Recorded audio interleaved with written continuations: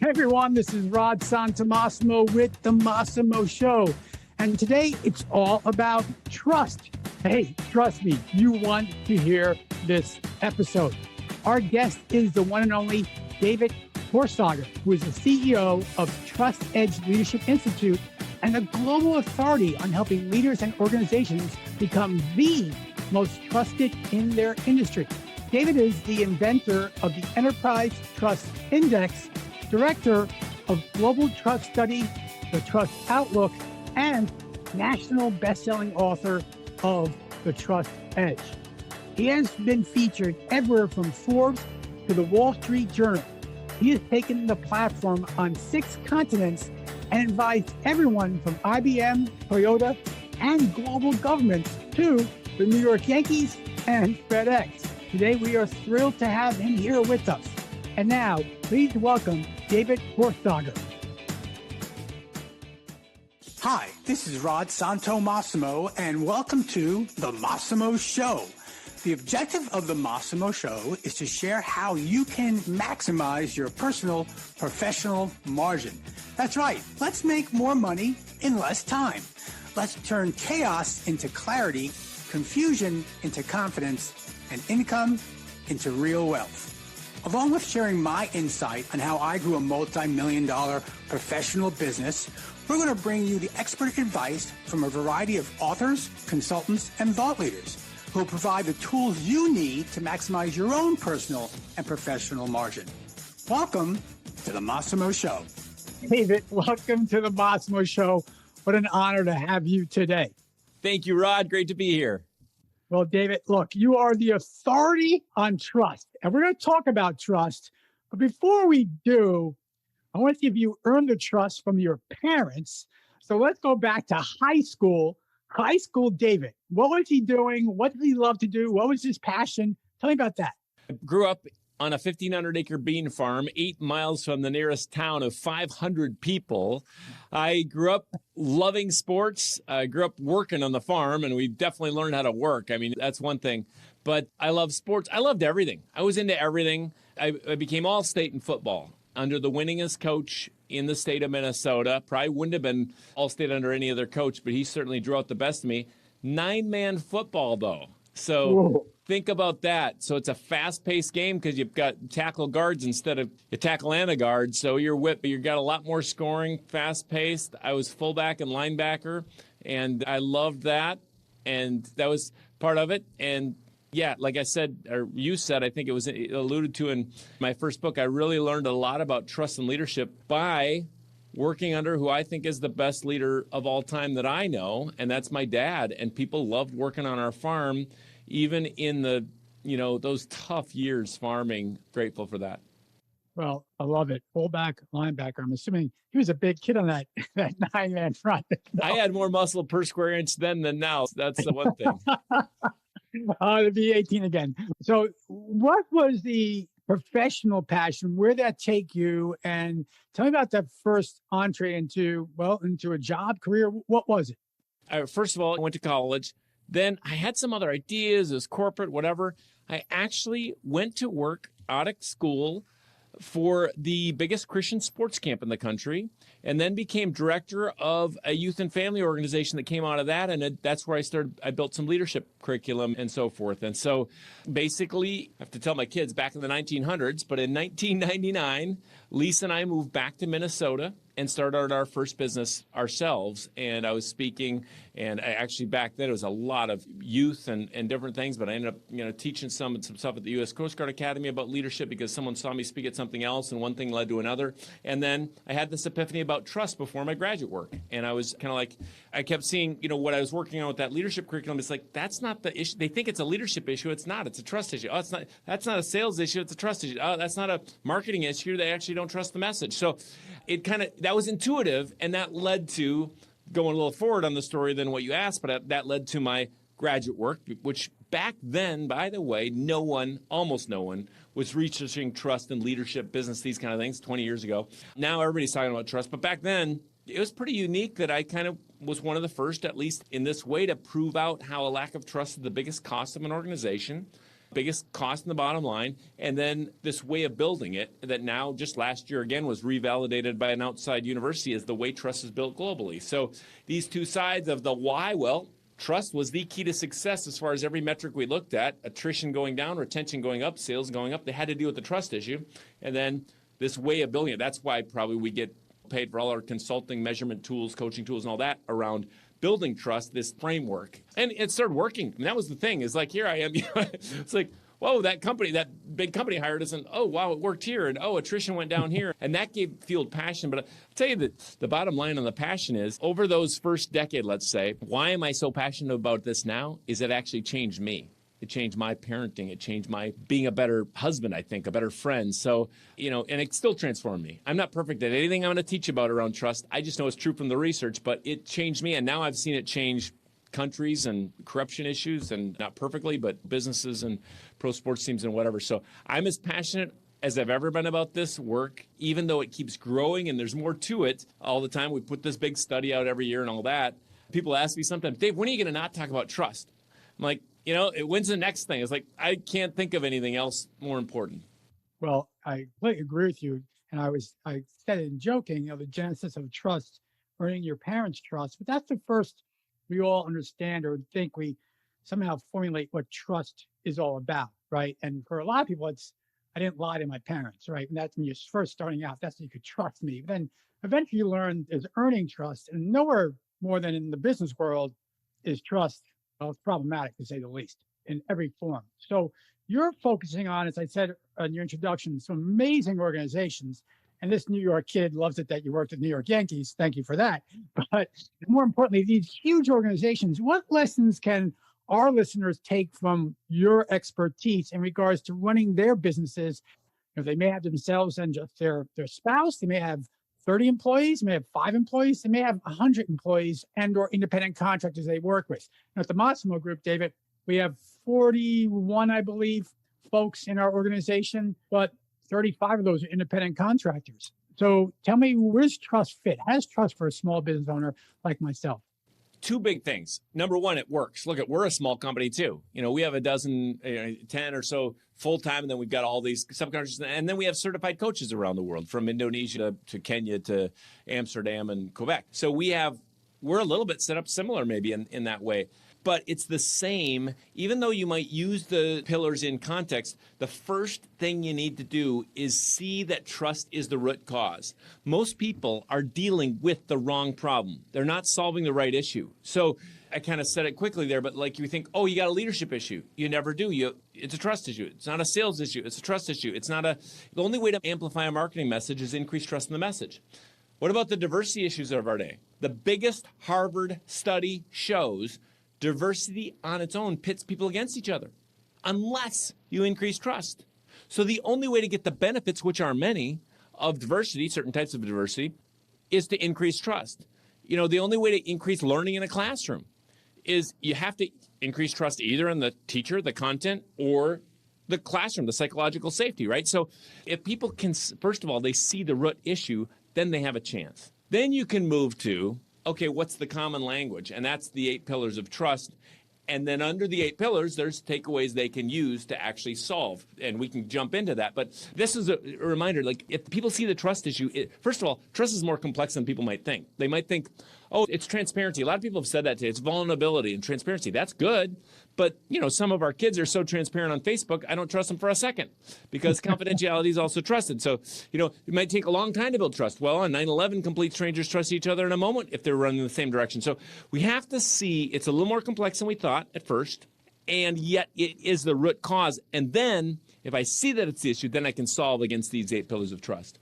Okay, well, I want to get to the 8 pillars of trust, but before I get there, I'm going to tease the audience a little bit, but before I get there, look, okay, so we have trust in our organizations. That's nice. And we all like each other, kumbaya, whatever. It really doesn't impact the bottom line, or does it, David? Oh, let me tell you, it certainly does. So you can look at all the research, but let's just get anecdotal or, use analogies here. Let's think about a lock business. Why do I put a lock on anything? There's only one reason. I don't trust you. So this shows a lack of trust. And we often say a lack of trust is the biggest cost. But here's a simple example. Okay, because I don't trust you or have a lack of trust, I put a lock on something. What is the cost? I got to buy the lock. That's money. The bigger cost is time. Now I got to open it. I got to open it every time. So I don't trust you. I got to double check on your work. I got to think about this. Text someone you trust. How long did that take? Bloop. Now, text someone you don't trust. How long does that take? Oh, how are they going to take this? I better delete. Oh, how are they going to? Forevermore. So there's a massive cost to a lack of trust, and I go into several ways that plays itself out. But that first research basically showed every time trust increased, we're looking at what's the metric of the most successful leaders, brands, organizations, whatever, and it kept coming back to trust. But when we get increased trust, attrition went down, retention went up, costs went down, time sped up, time to market, or whatever you want to say. So when you dealt with that, big company or small, solopreneur, I mean, you're solopreneurs out there listening, think about one thing. How can I increase trust with my key people, with my number one buyer? That's what I have to think about. How can I increase trust? Because when I do that, it's not an engagement issue. It's not a net promoter score referral issue. The only way to deal with referrals is increase trust. Love it. Love it. Love it. By the way, you're the fourth interview today. You're the most fun. You're just genuine. I just got to tell you right now. I mean, I could have waited till afterwards, but your audience might hear it because I'm on over 30 podcasts this month because of the Trusted Leader coming out. And your genuineness and just smile and questions, this is fun. Well, thank you, David. I appreciate that very much. But let's share one other thing. And that is, well, let's do this. Let's take a short break. Folks, don't go anywhere. Take a short commercial break. Let David get some water. And then we come back. We're going to dive into those 8 pillars of trust. We'll be right back with the Massimo Show. Hey, this is Rod Santomassimo with the Massimo Show. And oh boy, am I pumped. My new book, Knowing Isn't Doing. Well, when it launched, it hit number 1. That's right. Top selling sales book in the entire country on Amazon.com. We're so excited to share many of our proprietary Massimo methods to allow our readers to start finally building that business and the life they've always desired. To get your own copy or learn more, visit www.knowingisn'tdoing.com. Hey everyone, this is Rod Santomassimo with the Massimo Show. And we're getting back into trust and actually the 8 pillars of trust with global expert David Horsager. David, 8 pillars of trust. I could talk about these all day, or one day each, but let's just give context here because then we can go deeper any way you want to look at it. And we're going to give some great assets to your listeners so they can go deeper as well and apply them tomorrow morning. But basically, this 8-pillar framework, of course, in research, they just come out as not as pillars. I call them that today because they hold up this great advantage. They come out as research funnels. And now they're all denoted by a C word. It's not some motivational idea of 8 C's for this, but that's the clarifier for each of the research funnels and the descriptor, really. So here they are. Number 1, people trust the clear. Clarity is number 1. It's not by importance. It's just where we're going to start. People trust the clear, and they mistrust or distrust the ambiguous or the overly complex. Whenever you overcomplexify beyond what is needed, you lose clarity, which loses trust. And let me tell you, marketing experts, branding experts, they think they're clear when they're not. So clarity is much more difficult than you think. Number 2 is compassion. We trust those that care beyond themselves. If I don't feel like you care at all about me, I don't want to buy from you, and I don't want to be accountable to you as a leader. Number 3 is character. Many people think this is trust, just character. Character is important. There's a way to drive character into organizations. There's a way we hire in character, but it's not everything because number 4 is competency. This is why I might trust Rod to take my kids to the ball game, but not trust him to give me a root canal. Because he might have compassion and character, right? But not the competency. So if you're out there and you're leading the way you were 20 years ago or selling the way you were 10 years ago, I don't trust you. Mm-hmm. You got to stay fresh and relevant and capable. Next pillar is commitment. We trust those that stay committed even in the face of adversity. You think of anybody, your mom or dad or teacher, or in history, Mandela, Martin Luther King, Gandhi, Jesus, or Joan of Arc. And they were trusted because of their commitment to something, often beyond themselves and maybe to death, right? So commitment is trusted. It's the only way you rebuild trust, by the way. You never rebuild trust on the apology. People think they do just when they say they're sorry. The only way to rebuild it actually is to make and keep a new commitment. So next pillar is connection. We trust those that are willing to connect and collaborate. So each of these pillars, when we look in organizations, big or small, there's counterforces. And the counterforce, or some of them to connection, one of them would be siloing, or an unwillingness to share the budget, or whatever. If I'm unwilling to connect and collaborate. Next pillar is contribution. The number one word that came out of this research funnel was results. We trust those that contribute results. You can have compassion and character. You don't contribute the results I expected or asked for, I'm not going to trust you. So, I'm going to that surgeon, really compassionate surgeon, but amputation cuts off the wrong leg. We got a problem. I didn't get the right results. So you can have compassion and character. You got to have all 8. You can't just get results, by the way, without compassion or character either. You lose trust. So final pillar is consistency. Sameness is trusted. Whatever you do consistently, good or bad, if you are late all the time, I will in fact trust you to be late.